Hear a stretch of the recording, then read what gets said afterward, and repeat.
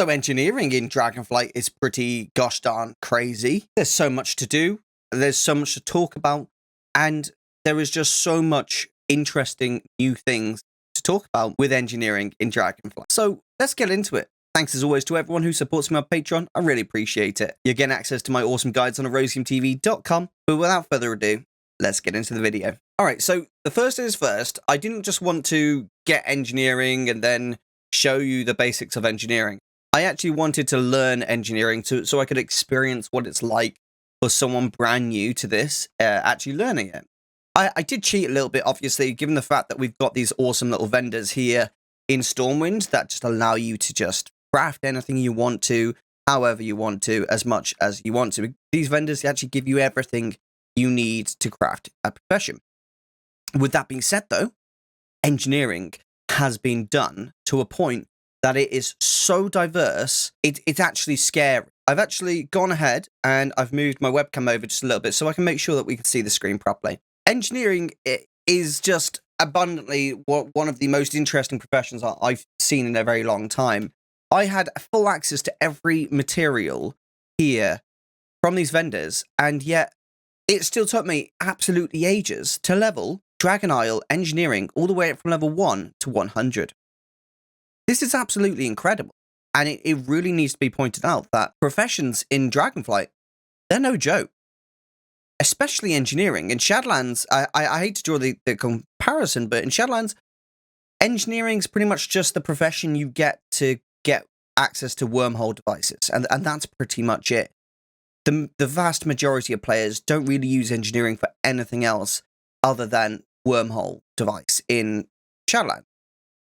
In Dragonflight, it feels like they've made an intentional effort to make it so useful and give you so many more options that it's like polar opposite to what I've expected for engineering.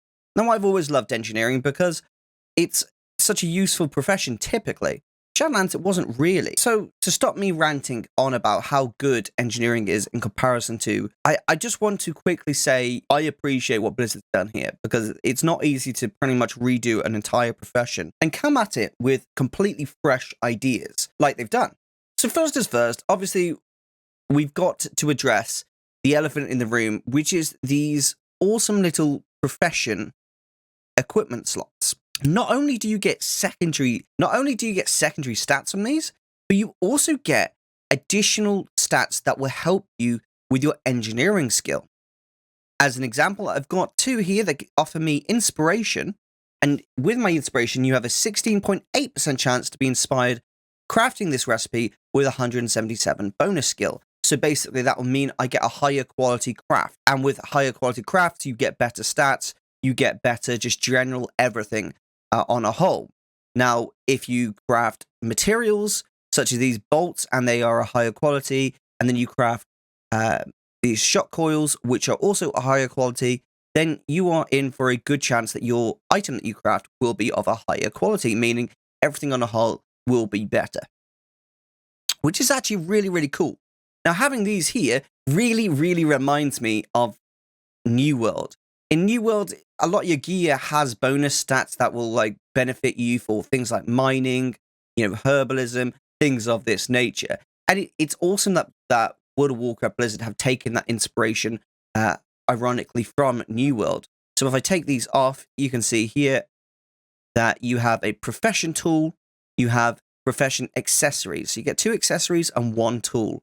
So this right here, I believe this is like a knife or something along those lines, but you can effectively make these for every single profession, which is actually really, really cool.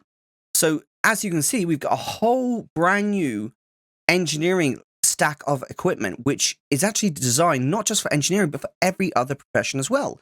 We've got jewelry crafting tool, so we can craft a tool for jewelry crafters who will get additional jewelry crafting skill, but also additional secondary stat. Then, for example, we have here a tailoring one, engineering again. We got a fishing tool.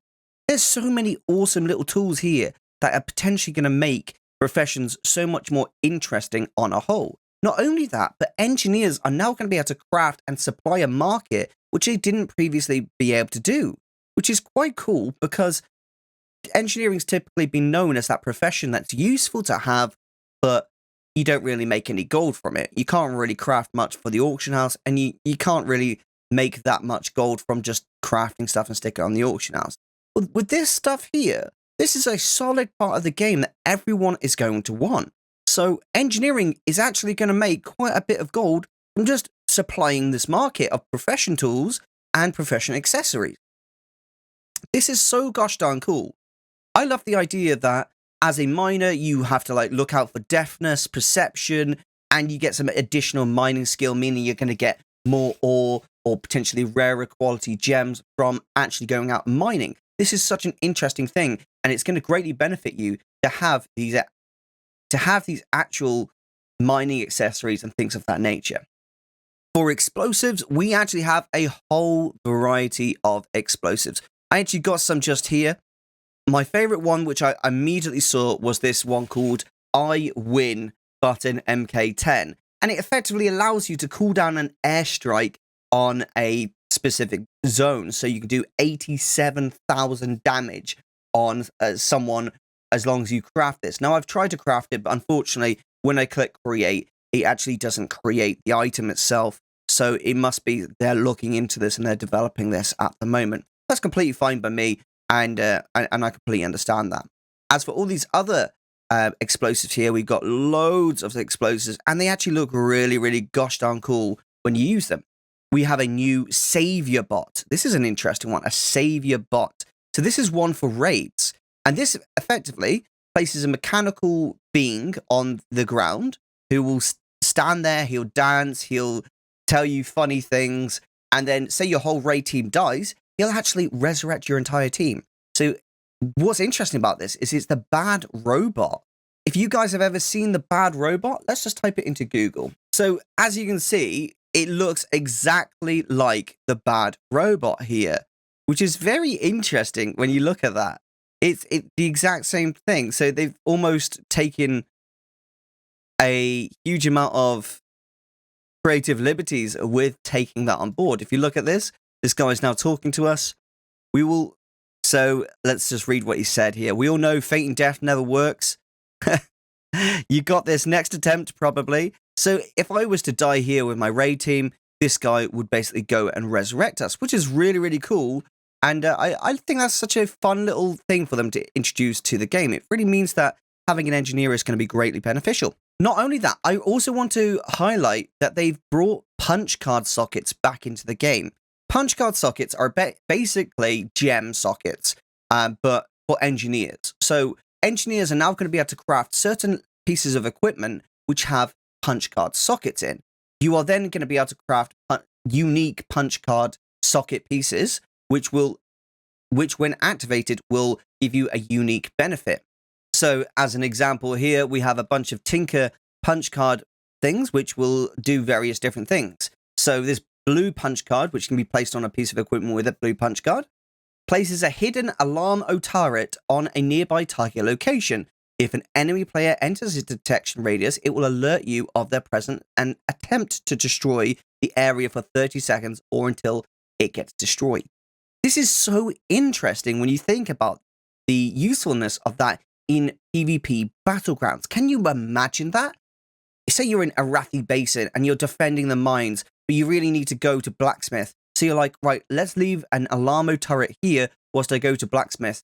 So you rush over to Blacksmith, and then suddenly you hear this alarmo turret going off, and you're like, oh, I've got to get back and I've got to defend it. You immediately know if there's been a pesky rogue or someone of that nature who's snuck past you. It's very interesting.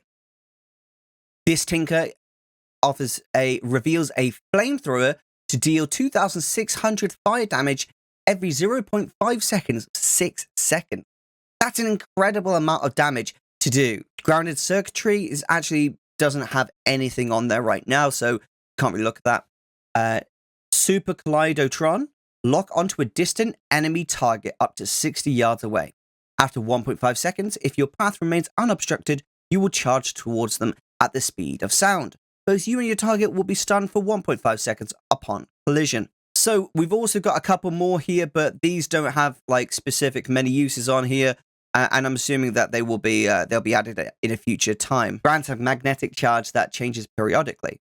Aim a magnet towards an enemy player. If your polarities are opposite, you will be rooted for 6 seconds.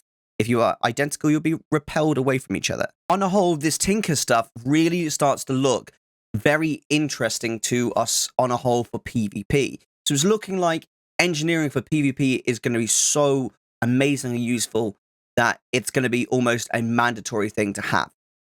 Grants the user invisibility for 12 to 18 seconds.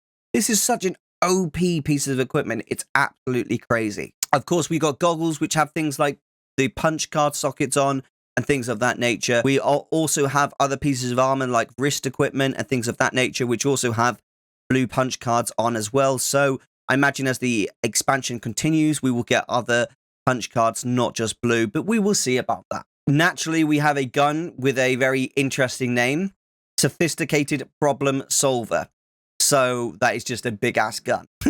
Additionally, we have things like Cog Wheels, which when crafted and applied to a unique craft, it will basically force the secondary stat to change to whatever it is we have dictated here. So in this instance, it would be Mastery, this one would be Versatility, this one would be Haste, and this one would be Critical Strike. Naturally, we obviously have Scopes, which are for typically hunters who use guns or use bows, ranged equipment basically, and that will give you basically secondary stats based off it proccing. Naturally, we have fireworks, which just generally allows you to craft fireworks, and these are things of just an aesthetic nature. A lot of people probably aren't going to be as interested in that, but I imagine for people who play RP servers, this is going to be of great interest to you. Now, obviously, we've gone through explosives already, and we now get down to devices. Devices is actually incredibly interesting to me, and the reason for that is they've included so many devices in engineering. Let's go through them together because there are some that are really funny and quite interesting. Let me bring your attention straight away to one which I actually have already crafted and tried out for myself, and I absolutely love it. They are called Giggle Goggles. Okay, here are the Giggle Goggles. So you see everyone, we're looking around right now, and these Giggle Goggles aren't activated quite yet. We're just looking around, we can see lots of people all about. Let's apply these Giggle Goggles. Boom! Oh my gosh, what's happened to everyone? It seems that everyone's turned into a gnoll.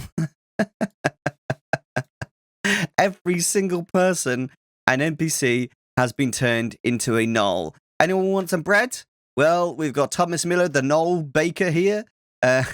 We've got all these wonderful vendors and Stormwind City guards who are now gnolls. This is absolutely hilarious and a really funny little thing to see here in Dragonflight. No one's going to try and steal from this bank because they've got gnolls protecting the loot. Let's check out the bankers. Oh, we got gnoll bankers. Whoa, look at this banker. He ain't messing around. So as you can see, we have some really quite funny devices. We've got a Cartomancy Cannon. Load your Cartomancy Cannon with fated fortune cards and fire it towards an enemy player. Wish them luck. See, I've actually not been able to try this out yet, so I'm not actually sure what actually happens there when you use that. I've tried to make it work. I just don't have the fortune card to actually try it out. Centralized precipitation emitter. This places down a centralized precipitation emitter for 2 hours that allows you to experience the fury of nature by choice. A cloaking device attached to this machine ensures that only members of your party or raid can see the machine and its effect.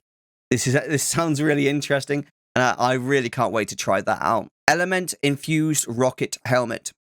Guaranteed to propel yourself to a safe height above your surroundings. This is really interesting. So I guess this is a great way of actually using goblin gliders, I guess. I guess you could jump up into the air, then use a goblin glider to glide away to wherever distant lands you want to go to. Environmental emulator. Place down a emulator for up to 2 hours that allows you to view the world from a different perspective. Ooh, that's very interesting. Then obviously we've got Giggle Goggles, we've got the wormhole generator. I have gone ahead and I have crafted the wormhole generator so you can give that a go.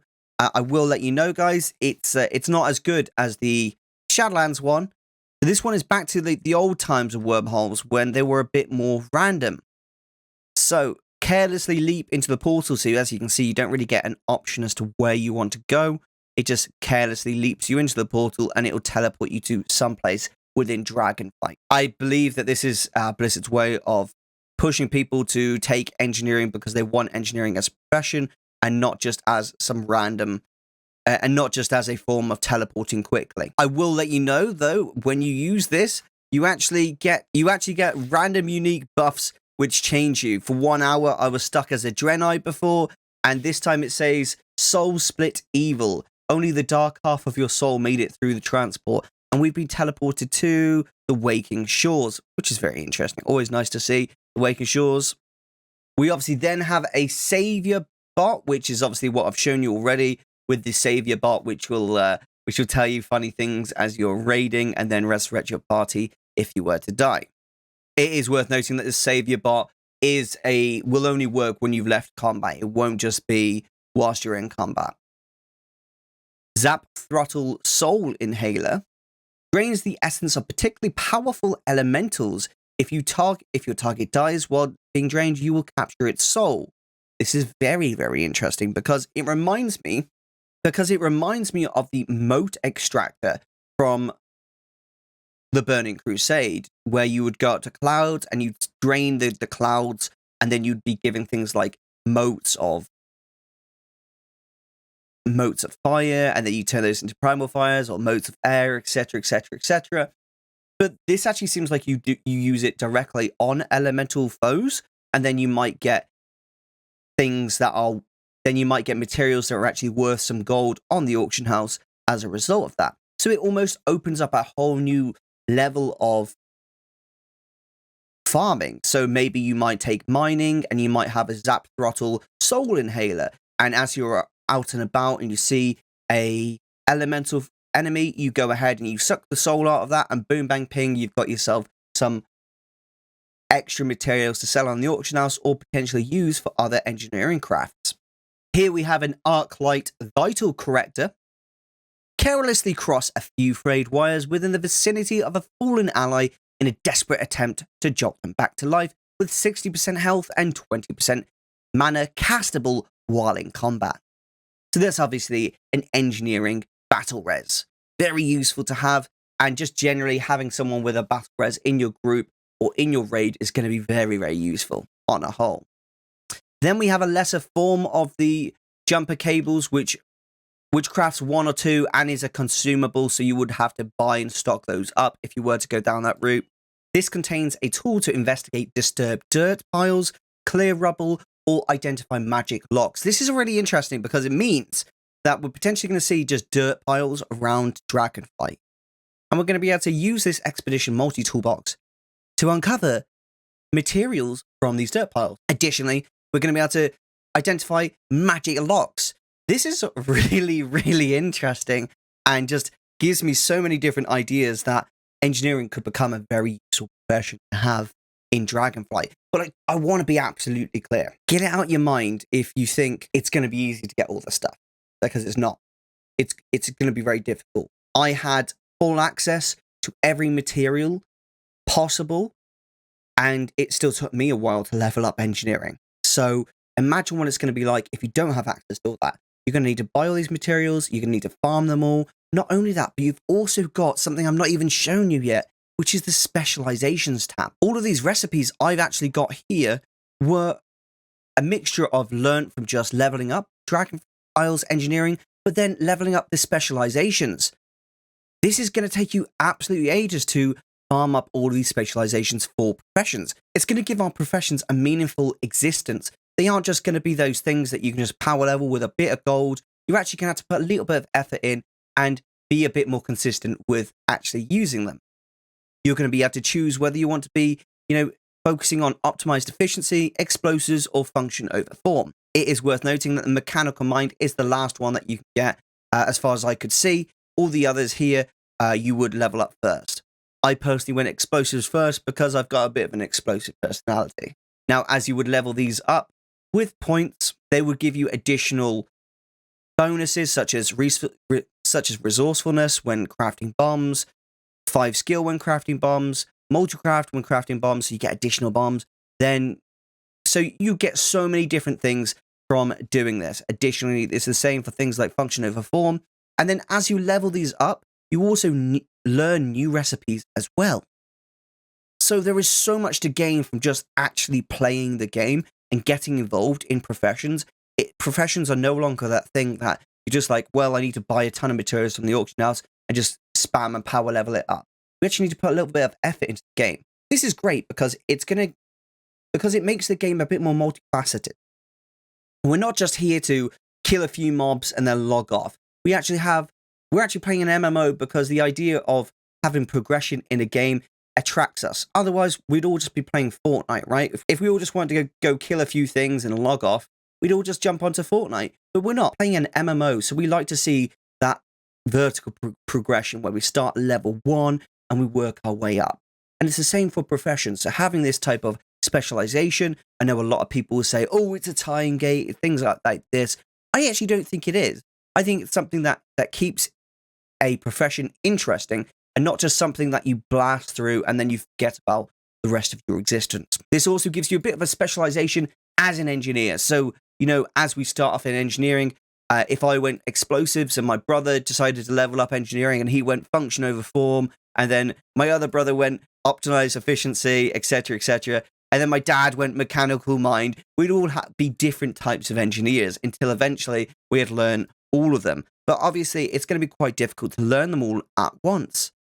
Then we also have the alchemy table, we have the engineering table. There's so much. So there is so much here for you to learn with regard to engineering on a whole. I know I haven't covered absolutely everything here for you guys, but I've covered an absolute load of stuff. And I truly, truly hope that this video did help you in some way, shape, or form, Because I've really enjoyed making this video. I genuinely have. It's been such a pleasure to play this game so far. I must admit, it was a bit difficult for me to suddenly go from planning to make loads of content for, new player guides and things of that nature to suddenly being in a situation where, I had access to Dragonflight. I was like, oh my gosh, well, I need to make Dragonflight content. This is incredible. Thank you so much for watching this video. If you enjoyed it or have any questions, please ask in the comment section below. I'll do my best to answer those questions and have an open discussion with you. Please try your best to avoid negativity for the sake of negativity. I'm all up for giving constructive feedback and constructive criticism. However, let's just try to be constructive with it. Really appreciate you all watching. Have a lovely day. And this is Erosium, out.